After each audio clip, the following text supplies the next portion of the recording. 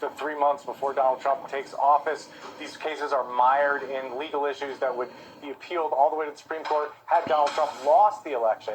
So now that he's won the election, DOJ officials are thinking that, look, there's just no room to move in these cases, and so the sensible thing to do is to figure out a way to wind them down. And it may stem from Donald Trump's lawyers filing some kind of motion or making a request saying, in light of the DOJ policy, you need to drop these cases. Now, there are a few wrinkles here, one of which is that the classified documents case includes 2 other defendants who are not subject to that policy, and it's been dismissed, obviously, but that dismissal has been appealed, and the DOJ considers that ruling to be very bad law that it would like to be overturned. So that appeal may continue in some form, but the reality is that Donald Trump is not going to be a part of these cases. And what this means, I mean, we knew this, right, but just coming to grips with what this means intellectually is that Donald Trump is not likely to be held accountable on these very serious federal criminal charges that many people believe were worse than what Richard Nixon did or was accused of doing in Watergate. Now, there's no guarantee that Donald Trump would have been convicted at trial,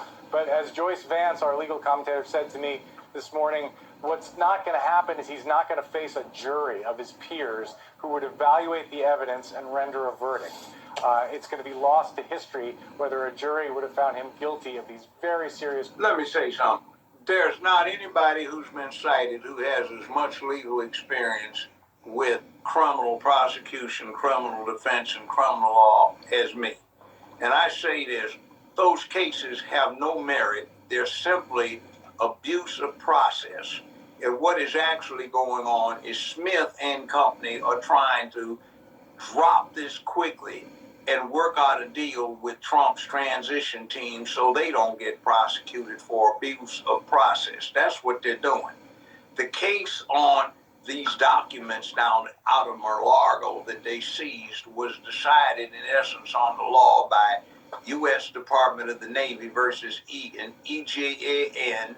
EGAN decided in 1988 by the U.S. Supreme Court with multiple concurring opinions, and in essence, a lot of them said the president had absolute authority to classify or declassify any document he chose by any means he chose to use. And all the Marbury versus Madison, which is 221 years old, that was 1803, where a landmark American case decided by the U.S. Supreme Court said when Congress comes up with an unconstitutional act, there is no obligation of the president to obey it.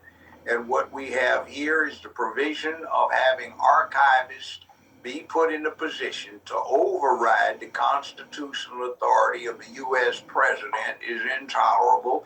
And in addition, there are some security things. We don't have necessarily a security clearance that is possessed by these archivists to view, to be in possession of, and having control over what may be classified instruments. So, la-di-da-di-dee, they didn't have a case. This was just something that Biden came up with in 1979, 81, 84, 87, along with Eastland and Byrd, to allow federal prosecutors to persecute someone with scant hope of getting an actual conviction, but with the specific intent of financially ruining or crippling someone to get an objectionable person out of the way without concern for due process of law and justice. And that's what we've got here. These people have been taking the Bill of Rights and stomping on them in spirit and in letter. So they need to be reined in. And I think there's a good case to be made for prosecuting all of them. And since they've been meeting up with the White House, there is a case for conspiracy here. So if the Justice Department is neutral and detached and not biased and directed in a fashion that tramps on the Bill of Rights, it will institute grand jury investigations of all of these scoundrels involved, and hopefully indictments will be returned. Now, people will be innocent until proven guilty beyond a reasonable doubt, but there's certainly probable cause to proceed with prosecution against them, not Mr. Trump.